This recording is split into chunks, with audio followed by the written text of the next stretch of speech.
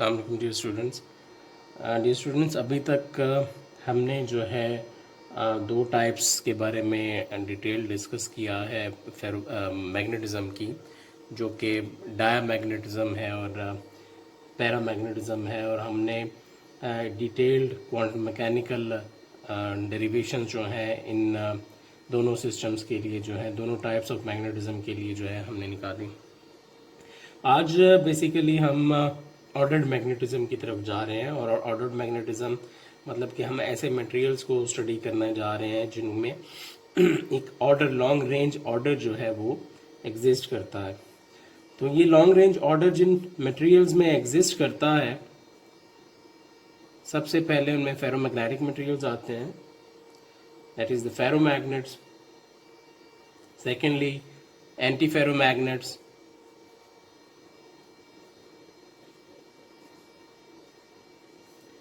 और फेरी मैग्नेट्स।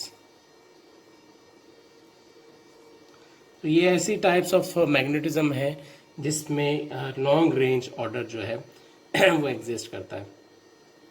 पैरामैग्नेट्स के केस में हमने देखा कि जो एटम्स हैं, उन इंडिविजुअल एटम्स, उनकी अपनी मैग्नेटिक मोमेंट्स तो होती हैं, लेकिन वो मैग्नेटिक मोमेंट्स जो हैं वो रैंडमली ओरिएंटेड होती हैं, जिसकी वजह से जो नेट मैग्नेटाइजेशन होती है मटेरियल की वो ज़ीरो होती है। फेरोमैग्नेटिक मटेरियल्स या एंटी फेरोमैग्नेटिक मटेरियल्स ऐसे मटेरियल्स होते हैं जो कि एक ख़ास टेम्परेचर के बाद जो है स्पॉन्टेनियस मैग्नेटाइजेशन जो है एक्वायर कर लेते हैं। ठीक है, तो सबसे पहले तो क्वेश्चन ये अराइज होता है कि ऐसे मटेरियल्स जो हैं वो क्यों स्पॉन्टेनियसली मैग्नेटाइजेशन एक्वायर कर लेते हैं। So we should discuss a question that how do some materials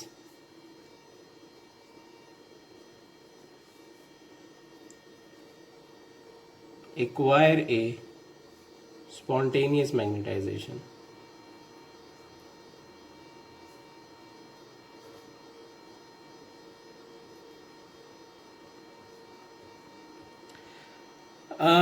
जो इसका आंसर है, अगर मैं शॉर्ट अल्फाज में बताऊं तो जो एक्सचेंज इंटरेक्शन है इलेक्ट्रॉन्स के दरमियान, वो रिस्पॉन्सिबल होता है जिसकी वजह से कोई भी मटेरियल जो है वो स्पॉन्टेनियसली मैग्नेटाइज हो जाता है। लेकिन हम इन सारी चीज़ों को जो है वो इन डिटेल डिस्कस करेंगे। तो सबसे पहले तो हमें ये डिस्कस करना चाहिए कि स्पॉन्टेनियस मैग्नेटाइजेशन क्या होती है।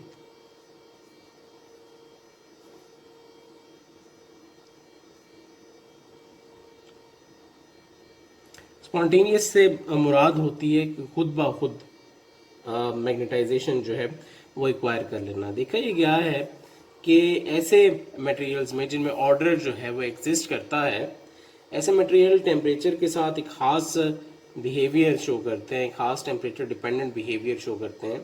कि अगर आप मैग्नेटाइजेशन को प्लॉट करते हैं as a function of temperature, तो आप देखेंगे कि जो लो टेम्परेचर्स हैं वहाँ पे मैक्सिमम मैग्नेटाइजेशन मैक्सिमम होती है, जिसको हम स्पॉन्टेनियस मैग्नेटाइजेशन कहते हैं। और जैसे जैसे हम इस मटेरियल को हीट करते हैं, जो मैग्नेटाइजेशन है इस मटेरियल की रिड्यूस होना शुरू होती है, और एक ख़ास टेम्परेचर के बाद, जिस टेम्परेचर को ट्रांजिशन टेम्परेचर कहा जाता है, इस टेम्परेचर के बाद जो नेट मैग्नेटाइजेशन है वो ज़ीरो होती है। और इस ट्रांजिशन टेम्परेचर के बाद जो आपका एक मटेरियल जो कि लो टेम्परेचर पे एक फेरोमैग्नेटिक बिहेवियर शो कर रहा होता है, वो आपका कन्वर्ट हो जाता है एक पैरामैग्नेटिक मटेरियल में। एक पैरामैग्नेटिक ट्रेंड जो है वो शो करना स्टार्ट कर देता है। तो इसका मतलब है कि ये ट्रांजिशन टेम्परेचर एक ऐसा टेम्परेचर है कि जहाँ पे मैग्नेटिक मटेरियल्स जो है वो फेज ट्रांजिशन जो है वो शो करते हैं from ferromagnetic order to paramagnetic order. So लिहाजा जो सबसे पहले हमें नॉलेज होनी चाहिए इन मटेरियल्स के बारे में डिस्कस करने से पहले, वो होनी चाहिए कि फेज ट्रांजिशंस। तो फेज ट्रांजिशंस हमने सॉलिड और लिक्विड के केस में भी देखी हुई हैं। आपको पता है कि सुपर कंडक्टर्स जो हैं वो नॉर्मल स्टेट में भी ट्रांजिट होते हैं, एक स्ट्रक्चरल ट्रांसफॉर्मेशन भी होती है। और यहाँ पे जो फेज ट्रांजिशन हो रही है, यहाँ पे इसका मतलब ये है कि जो स्पिन्स हैं वो अपना बिहेवियर जो है वो चेंज कर रही हैं। जैसे कि हमें पता है कि पैरामैग्नेटिक मटेरियल्स के अंदर जो आपके पास मैग्नेटिक मोमेंट्स होती हैं हर एटम्स की, दे आर रेंडमली ओरिएंटेड, और so the net magnetization in case of a paramagnet is zero. But ferromagnets के अंदर क्या होती हैं कि सारी की सारी मूवमेंट्स जो हैं एक खास डायरेक्शन में अलाइन होती हैं। ठीक है, सो फेज ट्रांजिशन टेम्परेचर जो है इसको हम क्रिटिकल टेम्परेचर का नाम देते हैं। So it is known as a critical temperature.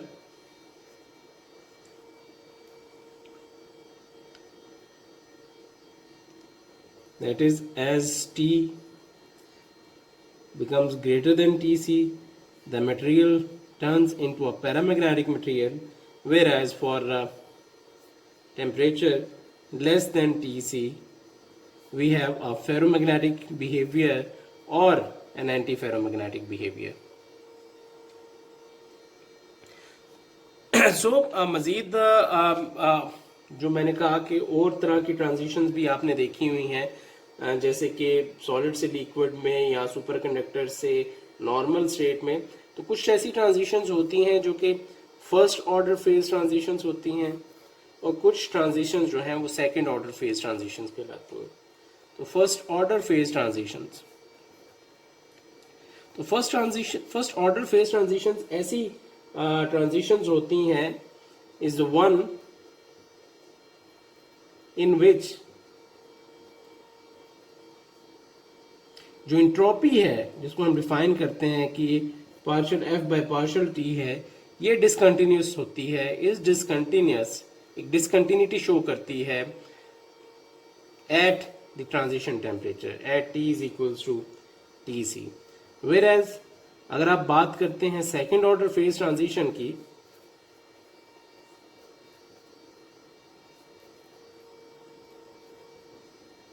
तो सेकेंड ऑर्डर फेज ट्रांजिशन जो है उसको आप यू डिफाइन करेंगे इज द वन इन विच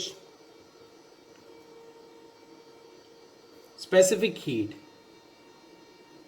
जो कि partial square F by partial T square शायद होती है, ये डिसकंटिन्यूस होती है। बट इसमें जो आपकी इंट्रोपी होती है वो एक कंटिन्यूस पैरामीटर होती है।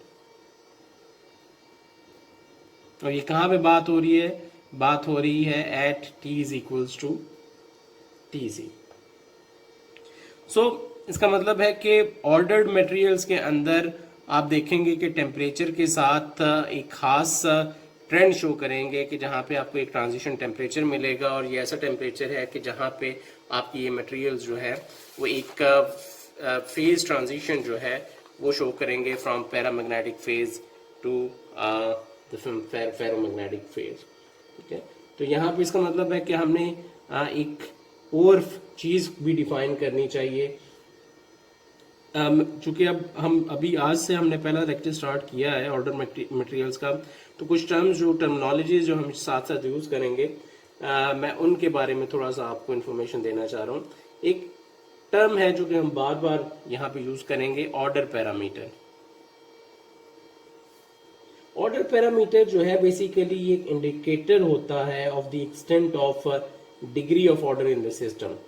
जैसे एम नॉट मैं कह रहा था, तो ये बेसिकली फेरोमैग्नेट्स के केस में ऑर्डर पैरामीटर कहलाता है। So order parameter is an indicator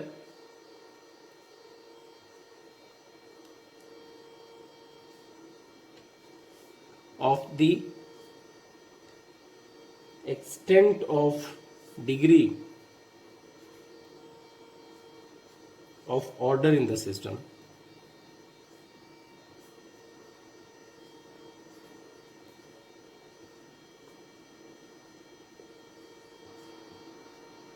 So for example, चूँकि हम फेरोमैग्नेट्स की बात कर रहे हैं, तो M naught is the order parameter in case of ferromagnets, और एम नॉट जो है ये बेसिकली टेम्परेचर डिपेंडेंट होता है। सो सवाल ये पैदा होता है कि अगर कोई मटेरियल जो है वो एक फेज से दूसरे फेज में ट्रांसफॉर्म हो जाता है आफ्टर सर्टेन टेम्परेचर, तो ऐसा क्यों होता है? So the question arises that why do phase transitions take place, why do phase transitions take place। हमें पता है कि हर सिस्टम की जो नेचुरल टेंडेंसी होती है वो ये होती है कि हर सिस्टम अपनी एनर्जी को मिनिमाइज करने की कोशिश करता है।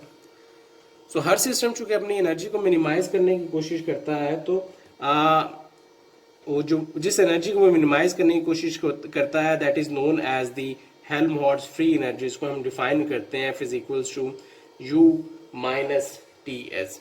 ठीक है, हमें ये पता है कि जब एक मटेरियल जो है खास ट्रांजिशन टेम्परेचर के बाद फ्रॉम फेरोमैग्नेटिक स्टेट से पैरामैग्नेटिक स्टेट में चला जाएगा, तो यहाँ पे ये ट्रांजिशन इस वजह से आ रही है कि सिस्टम अपनी ओवरऑल एनर्जी को मिनिमाइज करने की कोशिश करता है। तो दो तरह के पैरामीटर्स आप यहाँ पे देख रहे हैं इस फ्री एनर्जी में, एक तो इंटरनल एनर्जी है और दूसरा एंट्रोपी है। एंट्रोपी आपको पता है कि हाई होगी, it's a degree of disorder of a system, so it will be higher in the paramagnetic region, whereas जब आप फेरोमैग्नेटिक ट्रांजिशन हो जाती है तो ये एंट्रोपी आपकी कम हो जाती है। तो फिर सवाल ये पैदा होता है कि अगर तो एंट्रोपी कम होती है, ये नेगेटिव फैक्टर कम हो रहा है, then why do phase transitions occur? तो बात वही है कि यहाँ पे सिर्फ एक टर्म नहीं है, आप देख रहे हैं कि यहाँ पे इंटरनल एनर्जी भी मौजूद है। तो अगर तो आपका ऑर्डर इंक्रीज कर रहा है तो इसका मतलब है कि ओवरऑल सिस्टम की इंटरनल एनर्जी में डिक्रीज आएगा, जिसकी वजह से आपको एक ओवरऑल डिक्रीज जो है वो इस फ्री एनर्जी के अंदर मिलेगा। सो दो पैरामीटर्स हैं जो कि डिसाइड करेंगे कि एनर्जी मिनिमाइज हो रही है कि नहीं हो रही। The first one is the internal energy and the second one is the entropy. So when a system after phase transition becomes ordered,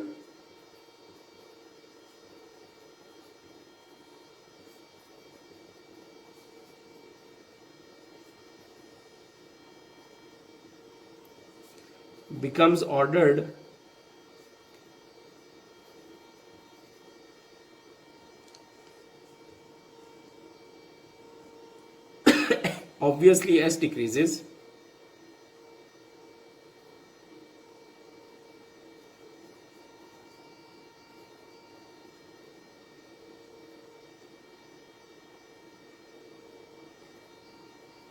but in that case U is decreased to overall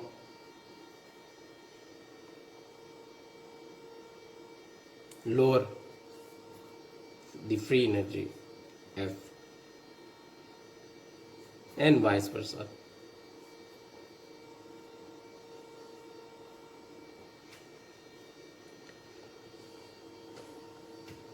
तो लिहाजा हम बात करें transition temperature की, तो transition temperature पे अगर हम देखना चाहें कि फ्री एनर्जी के रिस्पेक्ट से क्या हो रहा है, so what do you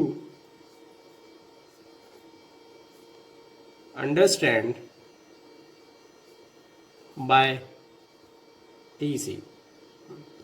so हमें ये पता है कि TC जो है वो एक क्रिटिकल टेम्परेचर है, और इस ट्रांजिशन टेम्परेचर पे होता क्या है कि जो फ्री एनर्जी होती है दोनों फेजेस की, फेरोमैग्नेटिक फेज और पैरामैग्नेटिक फेज की, वो सेम होती है। सो TC is the transition temperature where free energies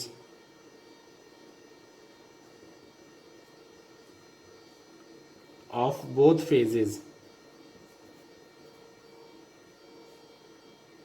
will be same.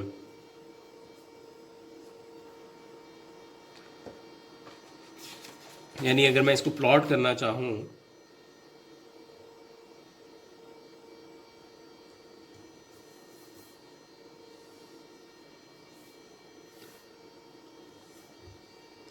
Let's suppose कि अगर आपके पास कोई इस तरह से वेरिएशन है यहाँ पे आपके पास टेम्परेचर है और वाई एक्सिस पे आपके पास फ्री एनर्जी है, और इस तरह की आपको वेरिएशंस मिल रही हैं। एक कर्व जो है वो रिप्रेजेंट कर रही है free energy of the paramagnetic phase, और दूसरी कर्व जो है ये रिप्रेजेंट कर रही है free energy of the ferromagnetic phase.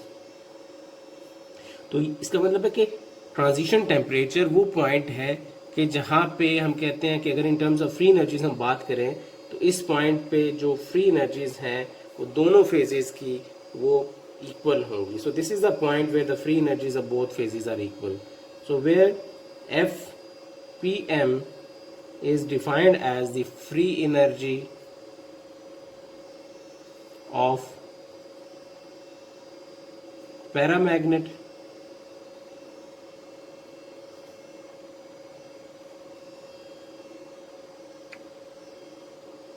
and Fs is Fm is defined as the free energy of ferromagnet.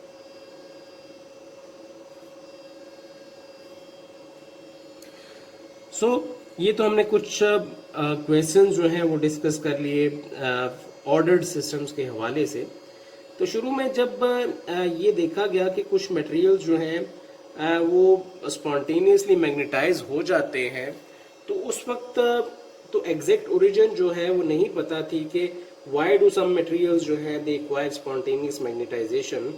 तो इब्तदाई तो शुरू में ये समझा जाता था, शुरू में ये ख्याल किया जाता था कि जो डायपोलर इंटरेक्शन है दो डायपोल्स के दरमियान, लेट्स सपोज कि ये आपके पास एक डायपोल है और ये दूसरा डायपोल है, तो जो डायपोलर इंटरेक्शन है इट इज रिस्पॉन्सिबल फॉर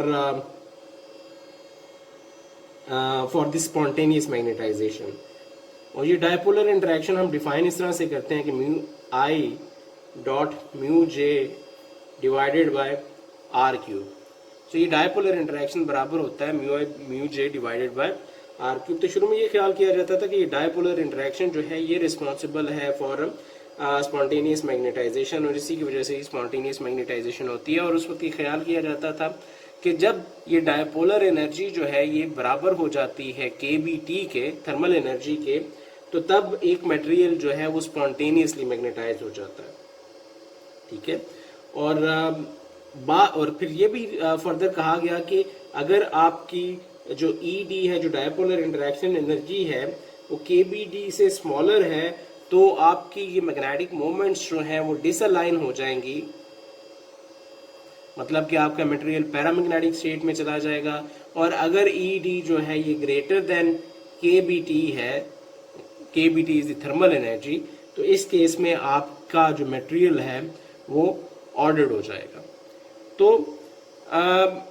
लेकिन हुआ क्या कि बेसिकली अब ये वो कंडीशन है कि जहाँ पे हम कह रहे हैं कि आपका मटेरियल जो है स्पॉन्टेनियसली मैग्नेटाइज हो गया, कि जब आपकी डायपोलर एनर्जी आपकी थर्मल एनर्जी के बराबर है, तो यहाँ पे अगर स्पॉन्टेनियसली अराइज हो गया तो इसका मतलब है कि हम यहाँ से ही ट्रांजिशन टेम्परेचर निकाल सकते हैं, क्योंकि this is the temperature where the transition is taking place.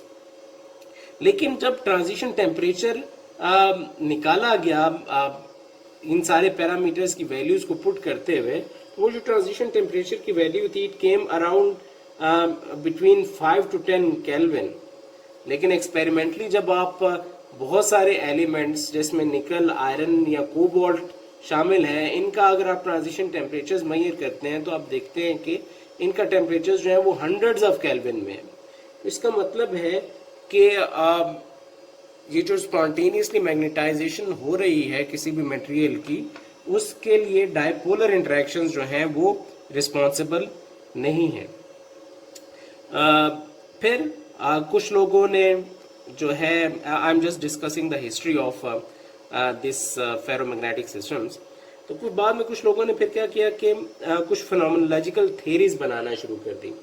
हमें पता है फिनोमेनोलॉजिकल थ्योरी एक ऐसी थ्योरी होती है कि जहाँ पे आपके पास आप एक्सपेरिमेंट परफॉर्म कर लेते हैं और उस एक्सपेरिमेंट की बेस पे, उस एक्सपेरिमेंटल रिजल्ट की बेस पे आप एक इक्वेशन बना लेते हैं बगैर किसी फिजिकल एक्सप्लेनेशन के, और फिर उसी से ही आप प्रिडिक्शंस करते हैं।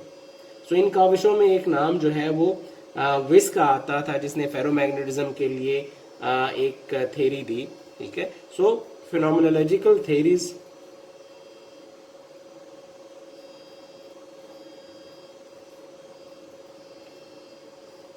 थ्योरी बनाई विस ने फॉर फेरोमैग्नेटिक मटेरियल्स या ferromagnetic character,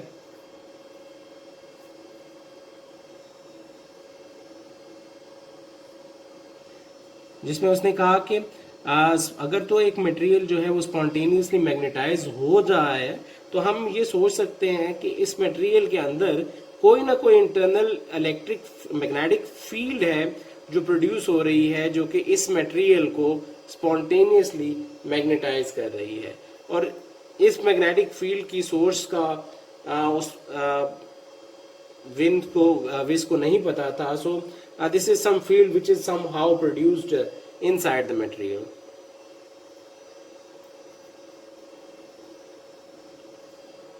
And this is the spontaneous magnetization.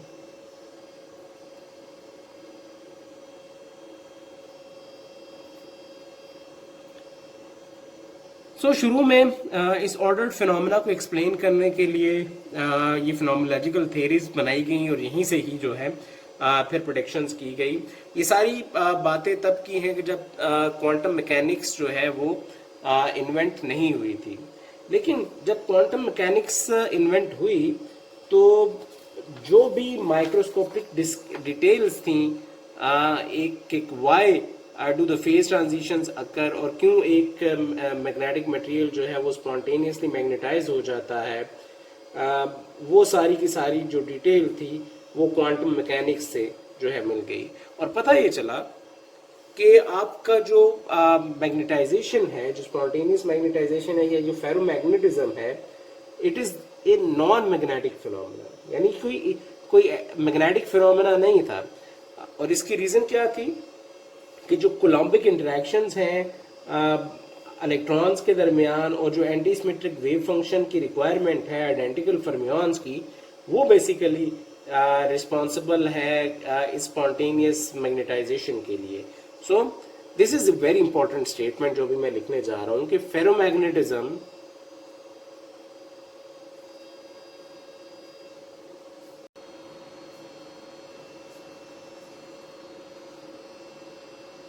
non-magnetic phenomenon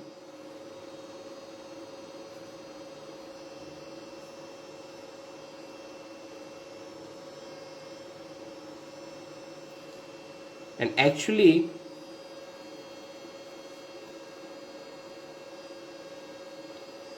Coulomb interaction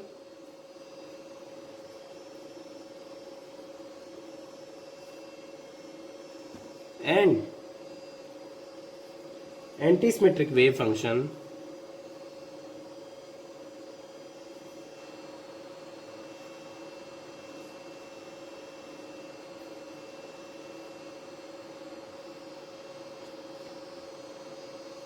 of identical fermions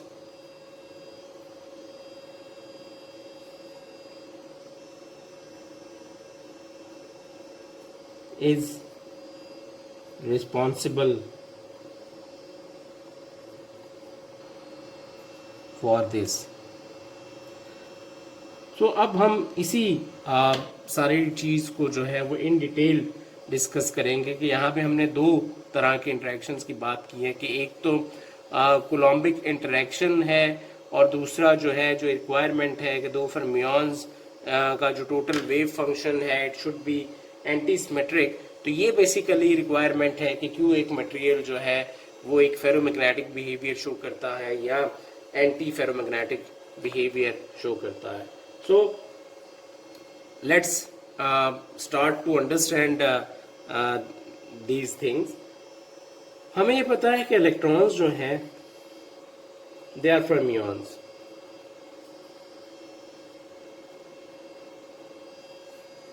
तो फर्मियंस के लिए जो रिक्वायरमेंट है वो ये है कि जो टोटल वेव फंक्शन है फर्मियंस का it must be antisymmetric. So it must have a totally antisymmetric wave function.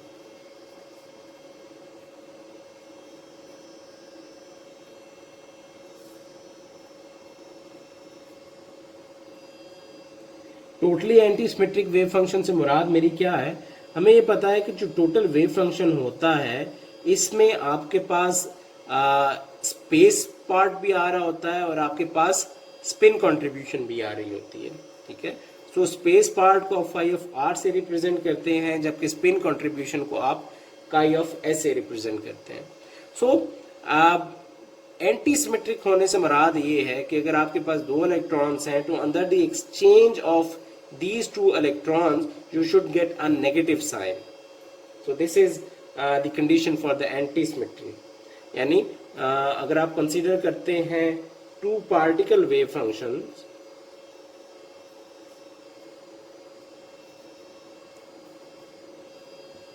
जिसको आप लिख रहे हैं कि साई 1 2 जो है इसमें आपके पास एक स्पेस पार्ट है, एक स्पिन पार्ट है, और स्पेस पार्ट जो है that is denoted by phi और जो स्पिन पार्ट है it is denoted by chi. तो जो एंटीसिमेट्रिक रिक्वायरमेंट है कि अगर आप दोनों पार्टिकल्स को एक्सचेंज करते हैं तो जो टोटल वेव फंक्शन है it should be antisymmetric, it should remain antisymmetric, ठीक है। तो यहाँ से हम क्या नतीजा निकालते हैं वो ये है कि अगर एंटीसिमेट्रिक चूंकि टोटल वेव फंक्शन होना चाहिए तो इसका मतलब है कि अगर 5 1 2 आपका एक सिमेट्रिक फंक्शन है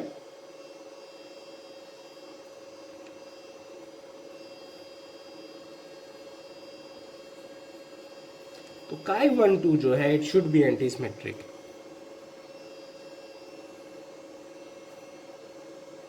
और काई 1 2 जो है it is related with the spin. So antisymmetric होने का मतलब ये है कि ये जो दो इलेक्ट्रॉन्स की स्पिन है वो एंटी पैरेलल होगी। तो इसका मतलब है जो नेट स्पिन है इस केस में आपके पास वो 0 होनी चाहिए। So on the other way around अगर आपका जो स्पेस पार्ट है ये आपका एंटीसिमेट्रिक है तो इस केस में आपका जो स्पिन पार्ट है it should be asymmetric wave function. और सिमेट्रिक से मुराद ये है कि दोनों की जो स्पिन्स हैं, दोनों इलेक्ट्रॉन्स की spin they will be parallel and that total spin will be equal to S is equal to 1। So तो ये रिक्वायरमेंट है। तो यहाँ से हम देख रहे हैं कि बेसिकली चूंकि दो फर्मियॉन्स के लिए जो टोटल वेव फंक्शन है वो हमेशा एंटीसिमेट्रिक होना चाहिए। तो टोटल वेव फंक्शन में आपका एक स्पेस पार्ट है, दूसरा आपका स्पिन पार्ट है। तो अगर स्पेस पार्ट सिमेट्रिक है तो ये फोर्स करेगा कि स्पिन पार्ट जो है वो एंटीसिमेट्रिक हो, और स्पिन पार्ट जो है एंटीसिमेट्रिक है तो इसका मतलब है कि ये स्पिन को फोर्स कर रहा है कि ये एंटी पैरेलल अलाइनमेंट स्पिन्स जो है वो कर लें, और इसी को हम एक एंटी फेरोमैग्नेटिक मटेरियल कहते हैं। तो इसका मतलब है कि जब 5 1 2 एंटीसिमेट्रिक होगा तो काई 1 2 should be asymmetric wave function. और हमें बताया कि जो सिमेट्रिक और एंटीसिमेट्रिक वेव फंक्शंस हैं ये हम किस तरह से लिख सकते हैं। So consider a symmetric spatial part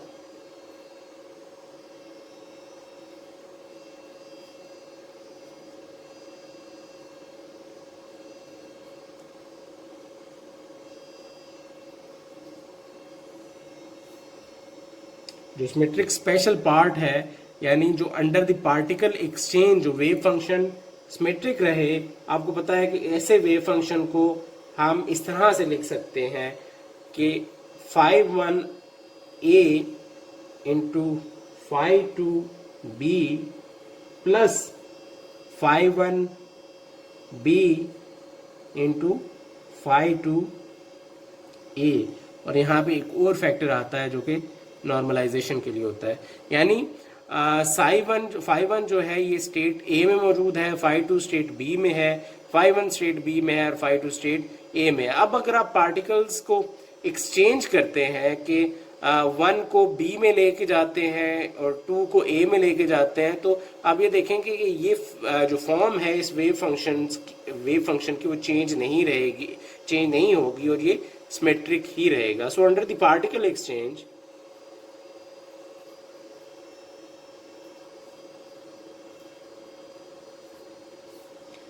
exchange क्या होगा जी कि साई 1 को आपने बी स्टेट में डाल दिया और साई 2 को आपने बी की जगह ए स्टेट में डाल दिया. एंड सिमिलरली यहाँ पे फाई 1 को आपने ए स्टेट में डाल दिया बी की जगह और फाई 2 को आपने बी की स्टेट में डाल दिया. और अगर आप इसको रीअरेंज करें तो you will see that you will again get this wave function back. तो इसका मतलब है कि ये वाला वेव फंक्शन जो है आपके पास, जो स्पेशल पार्ट मैंने लिखा है, ये एक सिमेट्रिक वेव फंक्शन है. So this symmetric spatial part will automatically forces spins to be anti-parallel.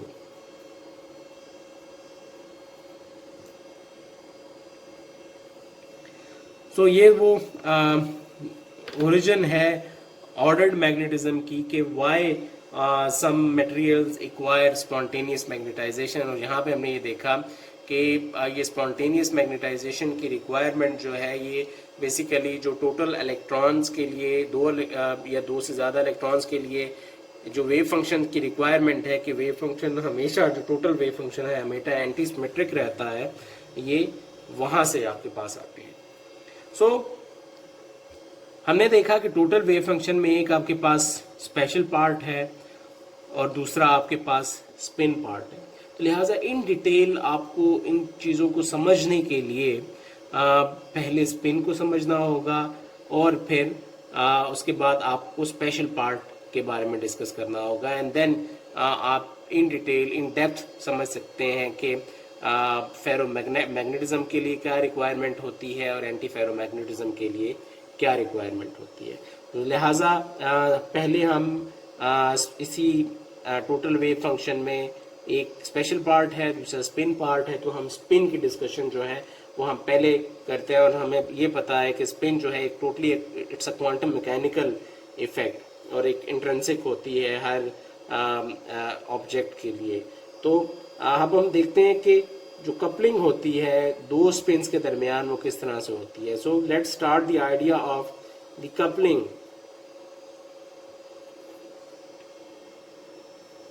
Of two spins.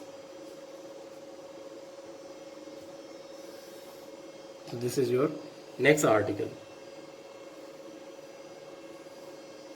So let's consider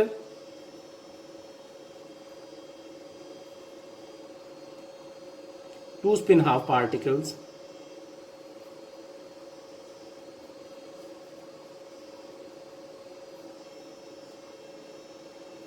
A and B coupled by an interaction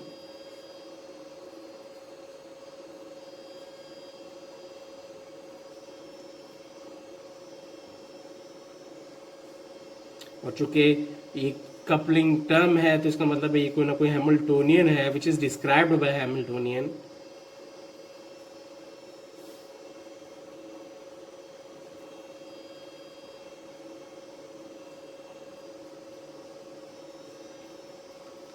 SA dot SB, where SA represents the spin of the first particle, and SB represents the spin of the second particle. So where A is the coupling constant,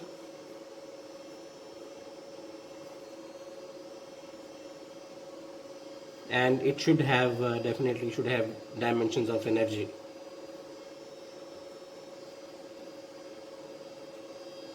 And it gives us the strength of interaction.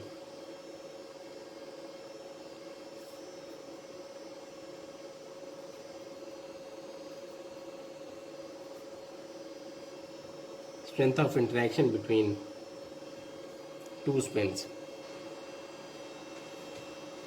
तो लिहाजा हम बात करें कि एक ऐसा interaction है जिसकी वजह से दो स्पिन्स जो हैं वो आपस में कपल हो रही हैं, तो it means that now we should talk in terms of the total spin of the system. So now since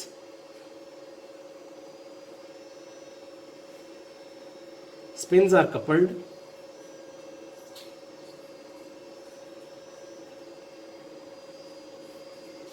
we have to talk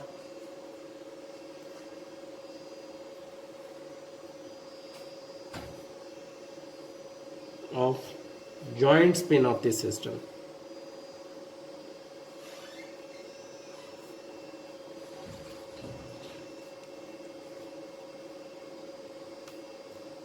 That is the total spin in this case. और total spin हमें पता है कि it should be the sum of spin A plus sum of spin B.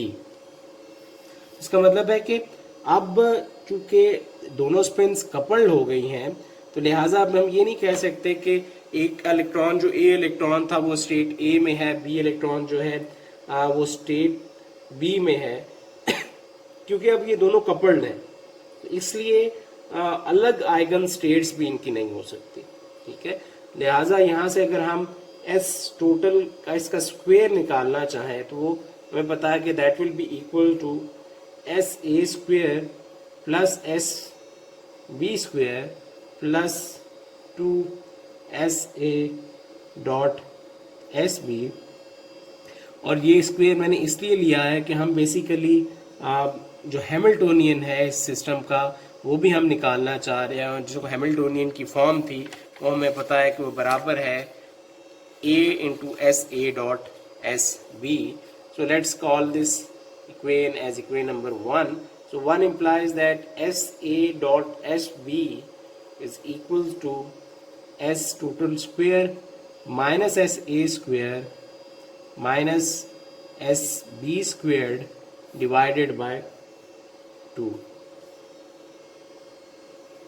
So now combining the two spins angular momenta, आपको पता है कि जब आप दो स्पिन्स को कंबाइन करेंगे तो आपके पास स्पिन के करस्पॉन्डिंग दो वैल्यूज आएंगी, चूंकि दोनों स्पिन हाफ पार्टिकल्स हैं। क्वांटम मैकेनिक्स से आपको ये चीजें रिकॉल करनी पड़ेंगी। So now combining the two spin angular momenta of spin half particle, and it will lead to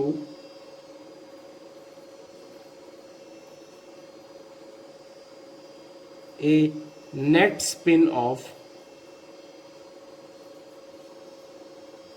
St is equals to 1 or St is equals to 0. Since we know that the total spin of two electrons is equals to 1 by 2 for the first and 1 by 2 is for the second, and the total combinations, the total ways in which this spin can be combined is plus minus half. तो आप सिर्फ positive values ही लेते हैं, सो एक case में आपको 1 मिलेगा और दूसरे केस में आपको 0 मिलेगा. So it means that the total spin can be equal to 1 or the total spin can be equal to 0.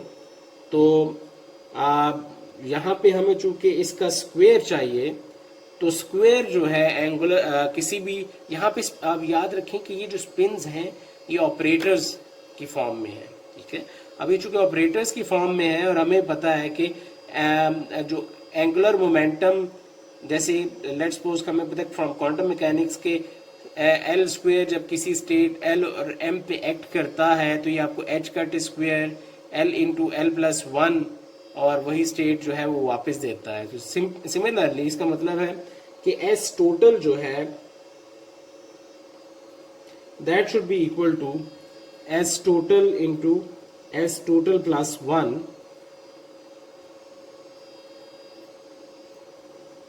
क्योंकि यहाँ पे हम स्पिन एंगुलर मोमेंटा की बात कर रहे हैं, and it will be equal to 1 into 1 plus 1, क्योंकि एस टोटल फर्स्ट केस में आपके पास जो है वो 1 के इक्वल है, and that will give you 2. सो ये हम बात कर रहे हैं कि जब आपके पास S टोटल जो है आपके पास 1 है। इसका मतलब है कि जो टोटल नंबर ऑफ स्टेट्स हैं आपके पास, वो आपको पता है कि वो बराबर होती हैं 2s प्लस 1 के, और 2s प्लस 1 इस केस में आपके पास 3 स्टेट्स जो है वो होंगी जब आपके पास एस टी जो है वो 1 के इक्वल होगा, और इसको हम एक ट्रिपलेट स्टेट का नाम देते हैं।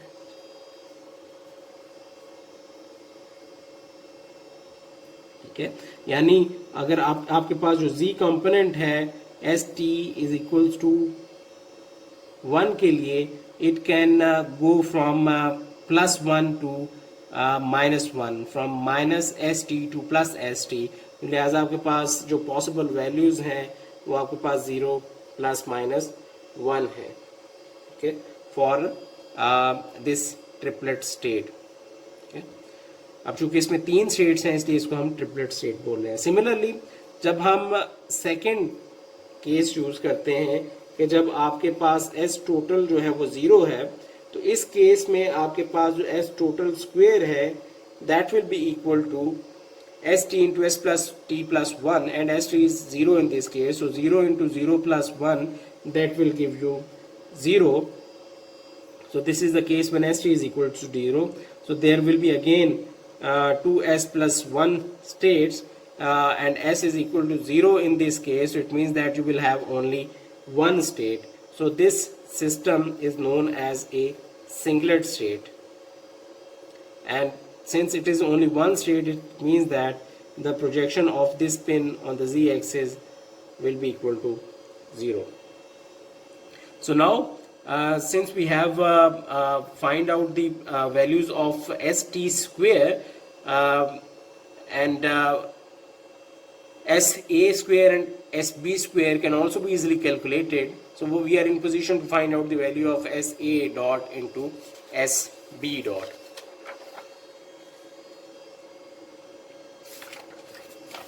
सो सिमिलरली आपको एस ए स्क्वेयर की पहले एक वैल्यू निकाल के दे देता हूँ। सो एस ए स्क्वेयर जो है, एस ए हमें पता है कि ये स्पिन है फर्स्ट इलेक्ट्रॉन की which is equals to 1/2, and similarly S A square will be equal to S A into S A plus 1, and that will give you 1/2 into 1/2 plus 1, and this will give you 3/2, so this is equals to 3/4.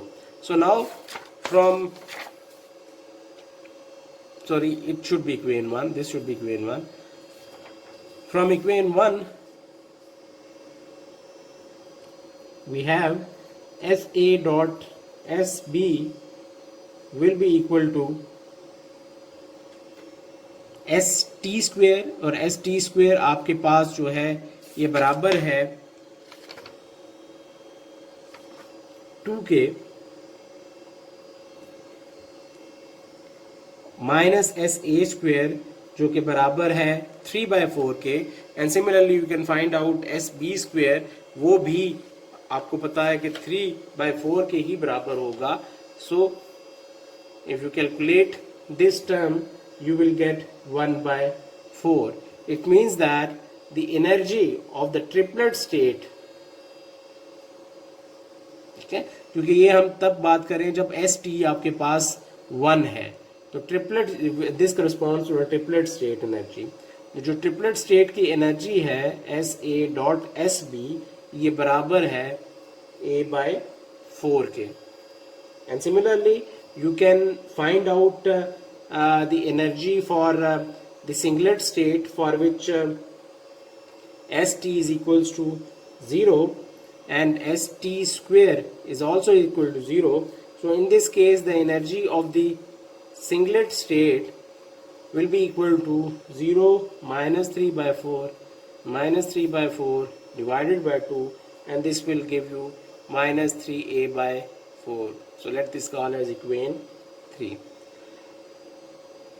तो situation क्या है कि हमने ये देखा कि जब दोनों इलेक्ट्रॉन्स आपस में किसी किस्म का उनमें इंटरेक्शन नहीं था, तो सबकी जितनी भी पॉसिबल स्टेट्स थी वो उनकी एनर्जी जो थी सेम थी. So this is the case when in beginning there is no interaction. and all the states were having the same energy.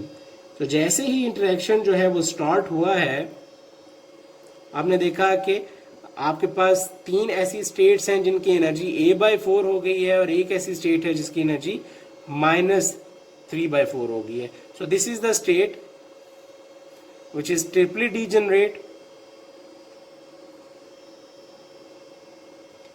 हम ट्रिपलेट एनर्जी भी बोलेंगे. तो triplet energy which is equals to a/4, and this is the single energy is equals to -3a/4, and this is the case when after interaction जो interaction energy है वो आपकी split हो जाएगी. So after interaction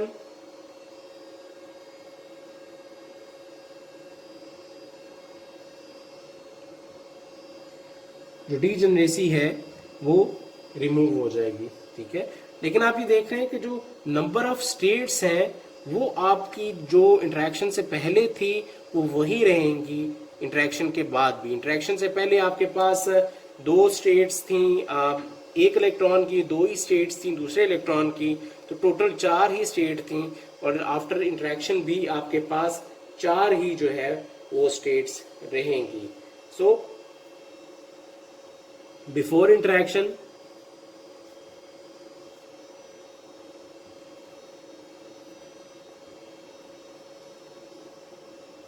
before interaction कौन कौन सी states हैं आपके पास कि first electron can be in up state, the second electron can also be in up state. So this is the first possible state, and the first electron in up state, the second in down state, the first electron in down state, the second in up state, and the fourth possible state is when both of these electrons have down spin. तो ये वो वाली possible states हैं जब किसी किस्म का कोई इंटरेक्शन नहीं है और ये सारी स्टेट्स की एनर्जी जो है वो बराबर है.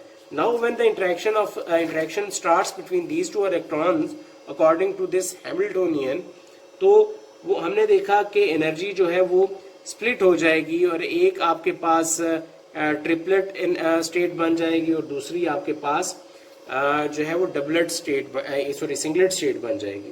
तो लिहाजा अब जो नई स्टेट्स आपकी बनेंगी उनको इन सारी कंडीशंस को भी ओबे करना है. ठीक है, यानी मेरा कहने का मतलब यह है कि after interaction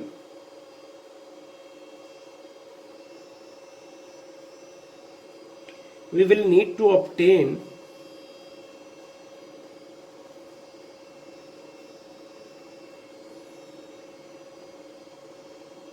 the suitable combination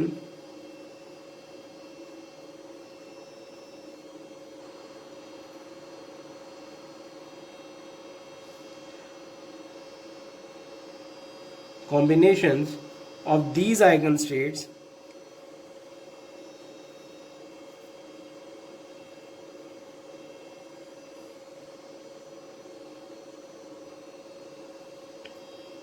to satisfy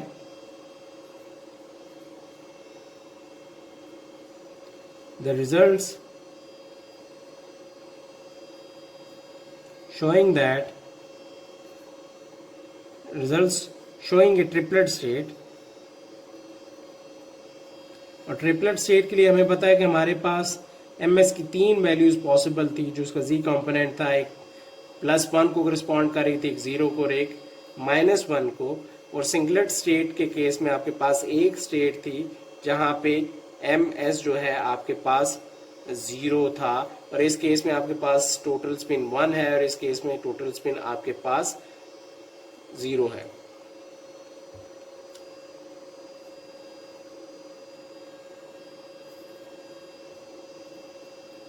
along with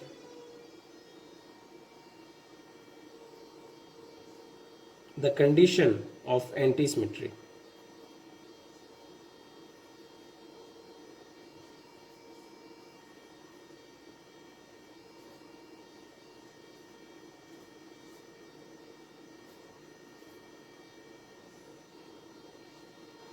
Of the spin wave functions. अभी मैं टेबल बनाऊंगा तो आप लोगों को क्लियर हो जाएगी. यानी इंटरेक्शन के बाद जो आपके पास स्टेट्स बनेंगी उनको इन सारी कंडीशंस को ओबे करना है, ठीक है। यानी हमने देखा कि हमारे पास 4 ही स्टेट्स होंगे इंटरेक्शन के बाद, और जिसमें जो 3 वैल्यूज पॉसिबल हैं एमएस की ट्रिपलेट स्टेट में। जब एस इस ट्रिपलेट स्टेट में आपके पास तीनों केसेस में 1 के बराबर है, और जो इंटरेक्शन एनर्जी है S A dot S B, आपको पता है कि सिंगलेट स्टेट के लिए वो भी बराबर है, दैट इज इक्वल्स टू 1/4। और जो आपके पास एम एस की वैल्यू है फॉर द सिंगलेट स्टेट वो 0 है, और टोटल एस भी आपके पास 0 है। इस केस में जो S A dot S B है वो -4 है। सो लिहाजा जो पहली स्टेट है आपके पास, वो आपके पास जो इस कंडीशन को ओबे करेगी कि टोटल एस आपका 1 है और एम एस भी आपका 1 है, that will correspond to this state. And similarly वो स्टेट जो कि M S is equal to -1 के बराबर है, तो इसका मतलब है कि जो दोनों इलेक्ट्रॉन्स हैं इनकी स्पिन जो है वो opposite to the Z axis है। इस केस में दोनों इलेक्ट्रॉन्स की स्पिन जो है वो अलोंग द जी एक्सिस है। So this is the case for the -1, where as यहाँ पे आपके पास नेट स्पिन जो है वो 0 है, ठीक है। तो लिहाजा आपके पास ये 2 केसेस बनते हैं,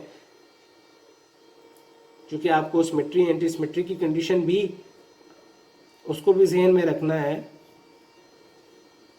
तो लिहाजा आपके पास एक लीनियर कॉम्बिनेशन बनेगा इस स्टेट का, जो कि ये तीनों स्टेट्स जो हैं वो करस्पॉन्ड कर रही हैं एक ट्रिपलेट स्टेट्स को, ठीक है। और ट्रिपलेट स्टेट में आपके पास ये जो एक स्टेट है ये एक सिमेट्रिक स्टेट है, ठीक है। सिमेट्रिक है कि अंडर द पार्टिकल एक्सचेंज, ठीक है। हमें पता है कि जो ट्रिपलेट स्टेट है that should be a symmetric state, ठीक है। वेयर एज जो सिंगलेट स्टेट है it should be anti symmetric state, ठीक है। तो ये आपके पास देखें, अगर मैं इसको सिर्फ एक इस फॉर्म में लिखूं ब्रॉकेट की नोटेशन में, एक ही स्टेट में बनाऊं, तो जब अंदर हम पार्टिकल को एक्सचेंज करते हैं तो फिर आपकी स्टेट चेंज हो जाती है, तो वो सिमेट्रिक स्टेट नहीं रहती। तो सिमेट्रिक स्टेट के लिए आपको एक और स्टेट ऐड करनी पड़ती है। अब आप देखें कि under the exchange of these spins जो आपकी ये स्टेट है ओवरऑल वो सिमेट्रिक ही रहेगी under the particle exchange, under the spin exchange, ठीक है। सिमिलरली लिहाजा इसका मतलब है जो आपके पास चौथी स्टेट बनेगी जो कि एंटी सिमेट्रिक स्टेट है, that should have this form, कि उसमें आपके पास नेगेटिव साइन होना चाहिए, कि आप जब आप पार्टिकल्स को एक्सचेंज करें तो you will not get the same state back, ठीक है।